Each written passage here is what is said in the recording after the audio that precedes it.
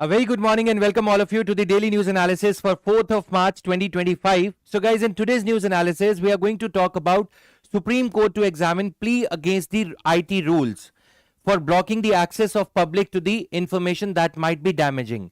Why the information can be taken down, why any online content can be taken down merely on the government request, merely on the government order, merely on the order of Ministry of Electronics and Information and Technology. So this is the news article. What is Rule 9? What is Rule 8? What is Rule 16 of the IT rules which prevent the access to the content that is harmful for the public consumption? So we are going to talk about this. Then finally, Bitcoins or virtual digital assets are going to be regulated in a holistic manner.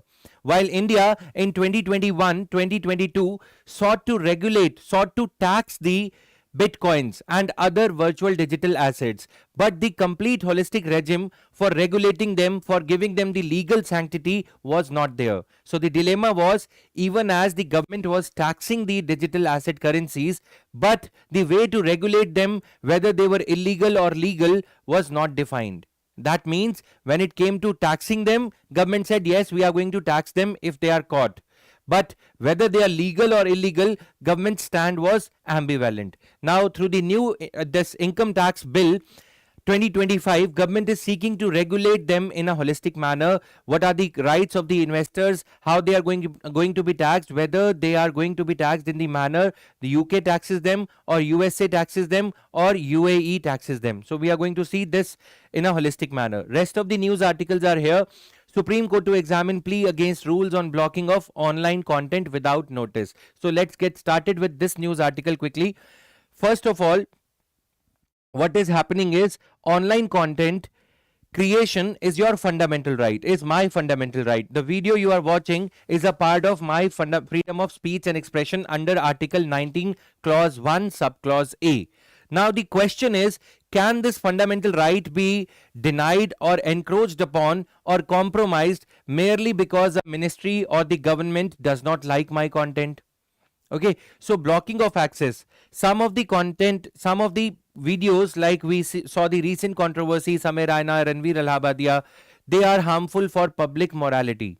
Okay, or for national security also. Like there are grounds of restriction given under Article 19, Clause 1, Subclause A. What are these grounds of restriction?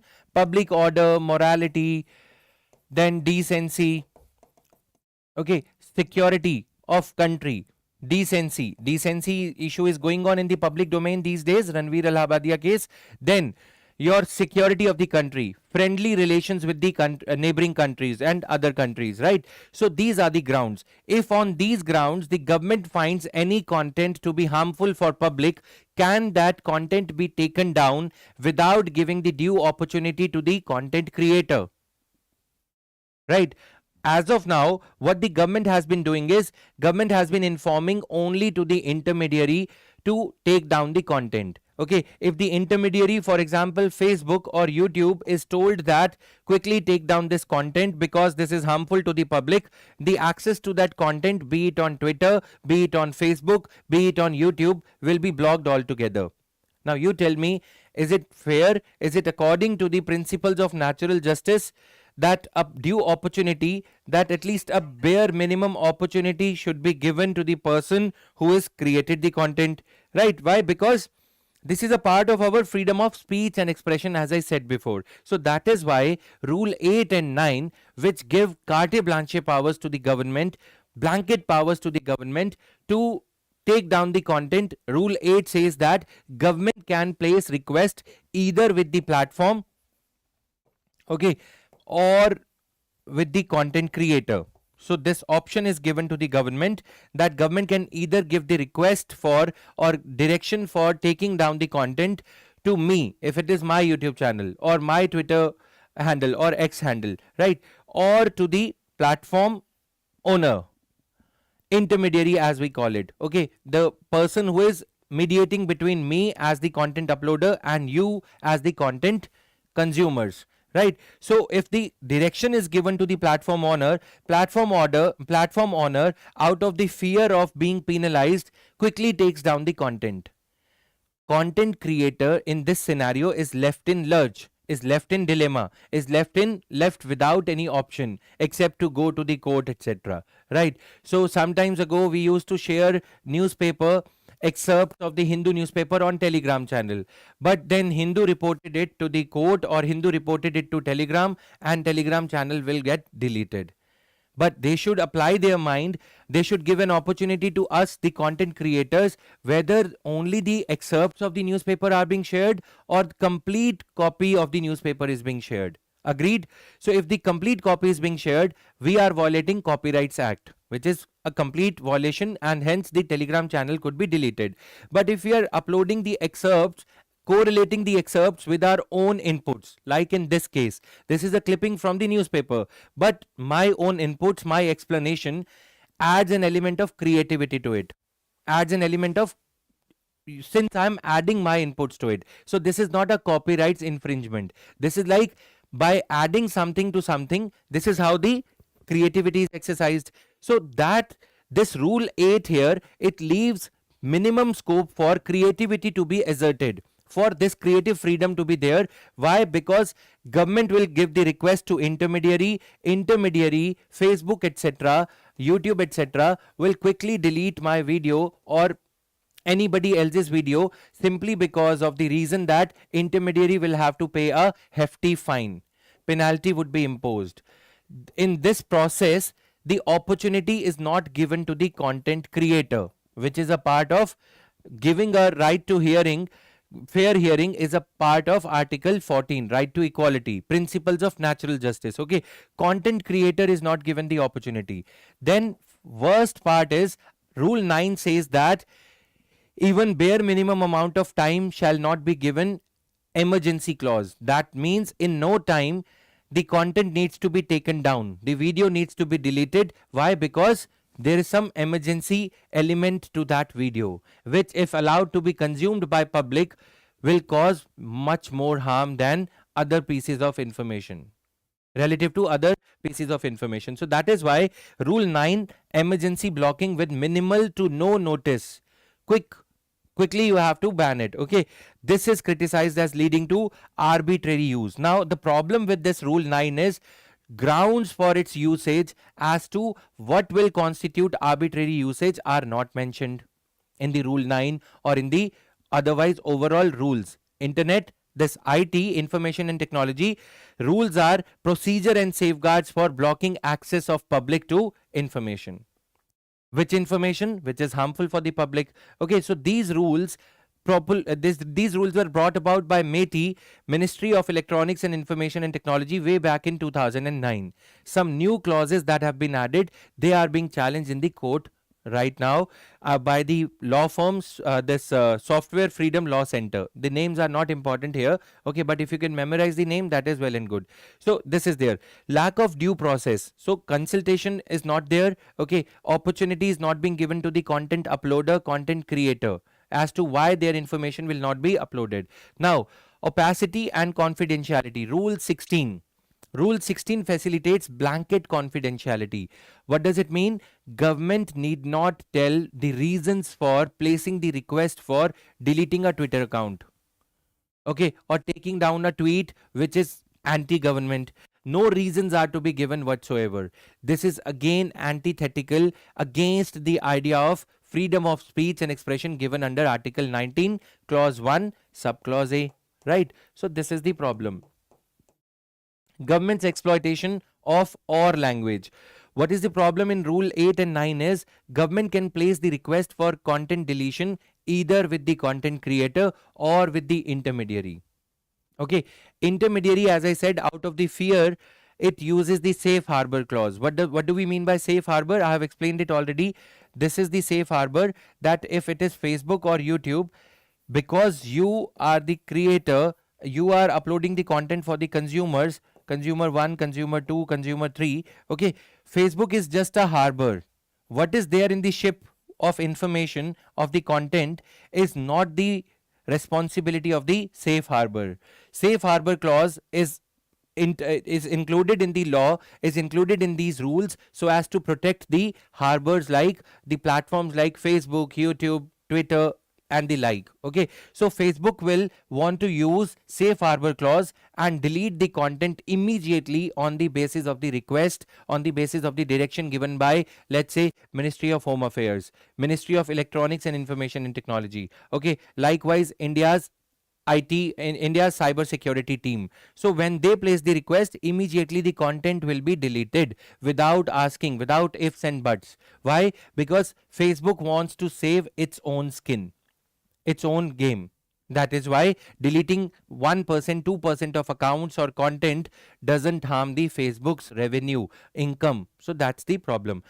16 is even problematic. As I said, 16 tells that government has been given complete confidentiality. Facebook is not required to inform you of the reason.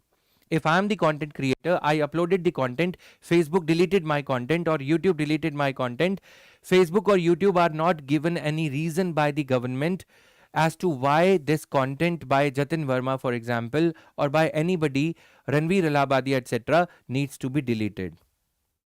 And these reasons cannot be taken to the court of law also. Why? Because reasons haven't been given. These provisions are completely ultra vires the constitution. Reasoning is what we require here. Okay, so this was a small issue. We've covered it quickly. Intermediaries are not obligated to represent the content creators. So intermediary will save its own skin. As I said, Facebook or YouTube, they would not argue with the government. Why? Because it will be insane. It would be not logical for on their part to argue with that country, to argue with the government of that country where they are running their business. Right? If, for example, tomorrow Amazon is told not to sell a particular book on Gandhi or Nehru or anybody, any controversial book, Amazon would not argue with government of India. Why? Because it's a huge market Amazon is catering to. India is a huge opportunity. So likewise for YouTube also, there are so many content creators, consumers. So they inadvertently do not argue with the government, and intermediaries, they do not argue with the government on the basis of the content creators' rights. So content creators are vulnerable here. So this was a small issue. Now coming to the solution here, solution could be the word or. Content creator or intermediary needs to be replaced with content creator and intermediary. An opportunity needs to be given to intermediary and content creator for the deletion of the content. Not or. This word or is a exploitative word here. It's a gap in the law. Okay. Rule 16 on the other hand must simply be struck down like section 66A of IT Act. Okay. What did it do? Because it is ambiguous. Like government need not even provide the reasons for placing such a kind of directive for deletion of the content. So you understand, summing it up, rule 8 and 9 and rule 16. Rule 8 and 9, this issue is there. Content creator or needs to be replaced with and 16, reasoning has to be given by the government. No blanket immunity, no blanket confidentiality. Okay. Now coming to another important issue of the day, virtual digital assets. Until now, Government of India was taxing these assets since 2021-2022 budget. But the problem was RBI did not make its stand clear whether these virtual digital assets are legal, they are legal or illegal. But if you are found in possession of these things, if you are found to be trading with in Bitcoin or any other such virtual digital currency, your income will be taxed. So that means government was being greedy, not defining it whether it is legal or illegal, just being interested in collecting tax from it. Okay, now the clarity has come. India's income tax bill, which is in the formulation consultation stage, has now added section 2 clause 111 to this bill, okay, to define virtual digital assets. Tangible, fungible assets they will be, okay, aligning the country's tax structure with the global regime of as to how they are regulated. We have learnt our lessons while formulating this bill. We have learnt the lessons from UK, USA, UAE, Singapore and New Zealand, Australia. India is going to treat it as property. Okay, USA, on the other slide you will see USA treats it as a kind of security. When you treat it as a security, you charge lesser tax. Okay, when you treat it as a property, like India is going to treat it now like a property. We are following the UK's approach in this case. When we follow this kind of an approach, we are treating it like land, gold, etc. Okay, now I will quickly tell you what is the difference. Here you are treating it as a share or any other fungible asset. Okay, here you are treating like land, etc. So the tax revenue collected when the government treats something as land, gold, as a physical asset, then the tax revenue, the scope of collection of tax revenue is quite high. So we are going to follow this UK approach, unlike the USA and UAE approach. UAE, many people you see on YouTube also, they are thinking of, or they keep on talking about moving to UAE, Dubai, or any other country like in the UAE grouping. Okay, why? Because zero tax is there. UAE, etc., these are small countries, so they want to attract such type of investors into their country. India, on the other hand, wants to run on the government fiat. India is fearful that this kind of a currency will be used as a parallel currency. We are as of now skeptical. RBI, Government of India, is not as receptive to the idea of using or letting these currencies, virtual digital assets, to be used as parallel currency to Indian rupee. Okay, so let them be there for those who are tech savvy, those who are able to understand this thing, but let it not be at the same time used for illicit purposes, like on the dark net, on the deep net, where you are buying drugs, etc. Okay, pornography, all the illicit activities, money laundering, that should not be allowed to be increased because of the excessive usage of virtual digital assets. So the purpose of regulating these virtual digital assets is not to increase government's revenue, okay, but to manage them, to regulate them, to make them compliant with Prevention of Money Laundering Act, Benami Property Transaction Prohibition Act. Okay, so this is the purpose here. Now see here, there was a huge gap in India's way of regulating them. See here, failure to report now. Virtual digital assets, if they would not be reported, it would be in the tax filing, it would be treated as undisclosed income, on which income tax up to 300% can be charged by income tax department. Okay, this undisclosed income is subject to now taxation. Asset seizure, if you are not disclosing them, your asset, your Bitcoin can be seized. Your computer system, your laptop, whatever is there in which these are stored, will be seized or confiscated by the income tax officials. Okay, now this move now aligns with the international legal standards. Now it provides a legal basis for taxation, regulation, and seizure of crypto assets. Look at the other side of the slide here. There are the points.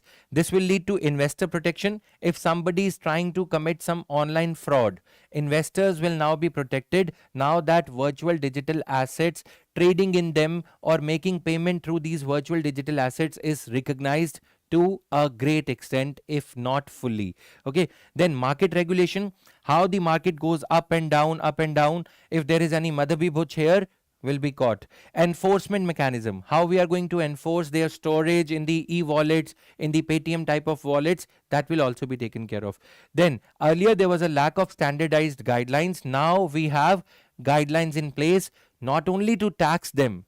As I said, taxing was happening even before, even earlier, but now we are going to have a standard set of guidelines to enable the government to regulate their storage, their trading, their payment mechanism, etc. Okay, now here, these are the powers that the new income tax bill gives to the income tax authorities. These assets can be seized like any other property documents. Okay, now taxing it like property, there will be TDS clause. 1% TDS would have to be deducted if in case payment is being made above a certain threshold through these virtual digital currencies, even though they are not to be taken as parallel currency, as something parallel to Indian rupee. Okay, that fiat of government is given only to the Indian rupee. We are not taking it as a parallel currency here.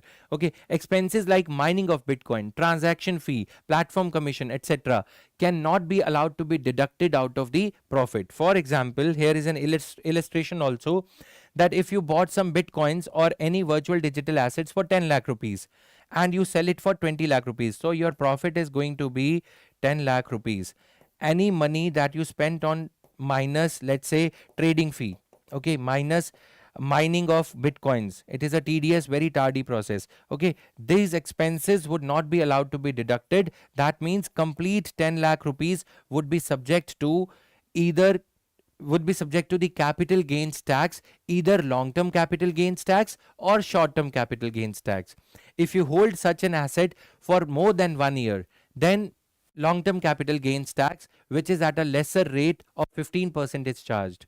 But if you hold it for a period less than 1 year, then 30% short term capital gains tax is charged on such assets. Okay, but here the government has said fixed tax rate of 30% is going to be there, and no deduction for the expenses incurred on earning this profit of 10 lakh, 20 lakh rupees on sale and purchase, trading of bitcoins, trading of other virtual digital assets will not be allowed. No deduction. Like if I buy property, I bought a property for 10 lakh rupees and I sold it for 25 lakh rupees. 15 lakh rupees is my profit. But if in the process I paid a commission to the property dealer of 50,000 rupees, my profit will be 15 lakh minus 50,000, 14 lakh 50,000. So I will have to pay tax on 14 lakh 50,000. But in case of Bitcoin, no such deduction of commission, platform fee, etc. would be allowed. I hope the point is clear to you. So now we are classifying them as capital assets. Long-term capital gains tax or short-term capital gains tax will be there, but 30% rate of tax flat has been kept. Okay, so this is there. Now our approach aligns with the UK, with the way UK, Australia and New Zealand are taxing.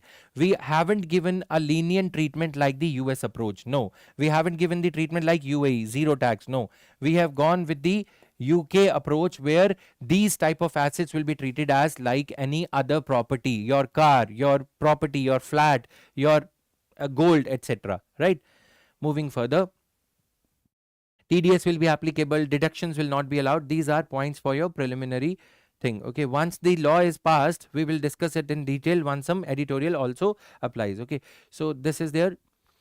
Supreme Court seeks regulatory steps against vulgarity online. So in the last few days, we have been talking about Hicklin test. We have been talking about Apurva Arora case of 2024. Hicklin test, Apurva Arora case. Now the Supreme Court is asking the government. I watched the entire video also on this Supreme Court proceeding. It was there on some YouTube channel. Supreme Court was asking the government to frame the regulations to regulate the content so that it do not, the content, these laughter shows, etc., stand-up comedy, etc., should not verge on, should not be bordering the limits of profanity. Okay, limits of morality of society should not be put to test. So Supreme Court was asking the government, and government said, "My lord, you frame the law." Okay, Supreme Court said, "No, you frame the law, and we'll put it to the public consultation." So there will be a public consultation so that this one of instance of, or you can say this one of category of vulgar content, profane content, dark comedy should not lead to censorship of even the videos with the good intent like ours, even the news media, even the podcast culture overall, that is leading to a vibrant democracy, at least for the netizens of India, if not the citizens of India. That is for at least India, some kind of platform for open debate is there, if not for Bharat, that is for rural India. Okay, so Supreme Court said that because of these type of instances, let's not censor the content, let there be freedom of speech and expression, let internet be marketplace of ideas, but yet at the same time these type of dark comedy, etc., should not be allowed to proliferate. This content should be regulated in a manner that it is in sync with the moral standards of society, yet at the same time creative freedom is there. A very small piece of article. Okay, so the problem I have with this issue is, you hire a good lawyer. Ultimately, Ranveer Allahabadia's show is going to continue now. Hearing was going on in that matter, whether Ranveer Allahabadia should be allowed to continue his activities. His lawyer, the junior Chandrachud, the son of former CJI, just retired CJI, argued for him. Maybe he would have charged a hefty payment. But the problem is, does freedom of speech come with a price tag? If I do not have the price to pay for a lawyer, my censorship, the chilling effect on my freedom of speech and expression is going to be there. Ultimately, out of all the debate, out of all the discussion that happened, one person was let off the hook. It was Ranveer Allahabadia. Even as Samay Raina is spending his time in Canada, right? So the life goes on. What happened to the netizens who were debating about the quality of the content, etc.? They are all mute. They are maybe busy with some other story now. So that is the problem with the algorithm driven society. Moving further, India launches multinational alliance for collaboration on sustainable development. Cities Coalition for Circularity. So you all are aware of this terminology. Okay, recycle, reuse, reduce. So as to reduce the carbon footprint of the human race of every single individual, we have to reduce the carbon footprint. Okay, especially the waste management, etc. So this Prime Minister of India, he launched this C3 coalition of cities in India and cities of Singapore, Vietnam, etc., so as to reduce the waste footprint of we the humans. Okay, so and the good thing about it is Hanoi 3R. 3R means reduce, reuse, recycle. Okay, Hanoi 3R declaration 2013-2023 was adopted way back. It was also in discussion. So for prelims 2025 or 2026, Hanoi 3R declaration and its 33 voluntary targets are to be read in their entirety. You can either refer to the PW Only IS English magazine. So this is the keyword here. We need to read it in the static portion. So that is there. Okay, for your waste management, GS mains paper 3. Okay, now moving further, this is again a small news. What we have done is today, what we have done is 2-3 analytical issues that will be there. We will be covering them in the holistic manner, and then the factual information I will be incorporating in the PPT PDF that will be shared on the Telegram. You can read this on your own so as to enable you to save time and make the news analysis more productive, right? So this is there. Then study finds 6327 gangetic dolphins across 4 states. So what they did is, this is the first such study to map how many gangetic dolphins do we have. Now you answer, how is this gangetic dolphin important to India? Okay, is it something related to national aquatic animal, etc.? Please answer it in the comment section. Now here 8500 odd kilometers of area spreading across 4 states, UP, Bihar, West Bengal, Assam was mapped. Okay, and we found the around 3275 dolphins in the main stem of the Ganga, 2414 in the Ganga tributaries, 584 in Brahmaputra, likewise 412 in Brahmaputra tributaries, and 101 in the river Beas. So you should be knowing about the status of dolphin, whether it is endangered or something like that. Looking at the numbers, you can get an idea. Okay, in the Red Book IUCN, what is the status of gangetic dolphin? Why did we declare it as a certain type of animal insofar as our nation is concerned? And what is it the signal of? Having the vibrancy of population of gangetic dolphin in the Ganga basin signifies what? Okay, BOD, something related to that is there. So for environment and ecology, the gangetic dolphin proliferation of population in good numbers signifies something about the health of Ganga as well. Okay, so this is there. Now coming to olive Ridley turtles, Gadimatha Rushikulya. They have been in news for at least in the UPSC previous year questions for at least 7 times. Okay, now mass nesting number has been around 6,37,000 olive Ridley turtles. Now the study is going on as to what led to such a huge mass nesting this year.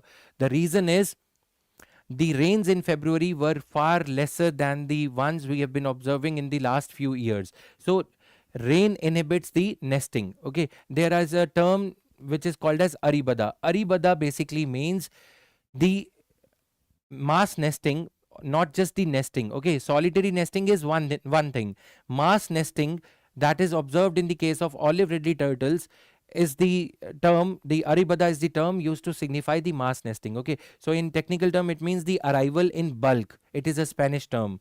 Why do olive Ridley turtles they resort to aribada or they resort to mass nesting? It is a protective technique to shield or to send a signal to their predators that beware of attacking us or gulping us or eating us, predating upon us. Why? Because we are in large number. So olive ridley turtles, they resort to mass nesting because they are fearful of their predatory species. That is why. Okay, so it refers to the synchronized mass nesting events. Aribada can be a term that can be asked in the preliminary examination also. Okay, this is a unique phenomena, and olive ridley turtles along with Kemp's ridleys are the only sea turtle species known for exhibiting this behavior of mass nesting. Okay, tell me about the status of olive ridley turtles also. What is their status insofar as IUCN Red Book is concerned, Red List is concerned? Okay, so regarding the absence of mass nesting in 2024, mass nesting did not happen. Why? This year it happened. These are the reasons for not happening in the previous year also. Favorable weather conditions, no rainfalls were observed in February. Then the gradient slope of the coastline was not as steep as it was last year for the olive ridley turtles to climb up the coast. That is why they were able to climb up and lay their eggs at a safe place where the shoreline is a little away. Okay, so lower wind speed before nesting, this added to the phenomena of mass nesting.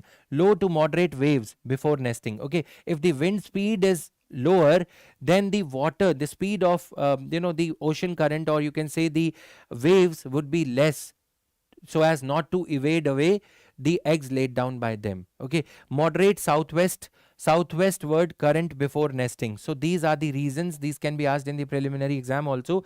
Increased wind spin during the mass nesting creates a higher wave, leading to erosion or taking away of the eggs. Okay, soil was also stable thanks to lesser speed of the wave current. Okay, now mass nesting primarily occurs north of the river mouths, beaches with a mild slope, medium beach width should be there, not quite high. Then higher percentage of medium grain sand, low salinity, etc. So these are there, right? Now these are the practice questions and these are the answers for the yesterday's questions. You can find the PDF on the Telegram channel in a short while from now. This is the length, ideal length, that will keep around 30 to 35 minutes every day, maximum stretching up to 40 minutes. So this will be, in a way, we will be taking care of the analytical part, and yet at the same time, the factual news articles, which are important for your preliminary examination, will also be taken care of. Directive, not a request to you, would be to answer all the questions on a daily basis as prelims is approaching. So we'll be taking care of the students who are going to appear in prelim 2025 also. You cannot afford to lose the or stop reading the newspaper before preliminary exam, at least till April, right? So this will be taking care of your preliminary content also. This was all, guys. Thank you, everyone.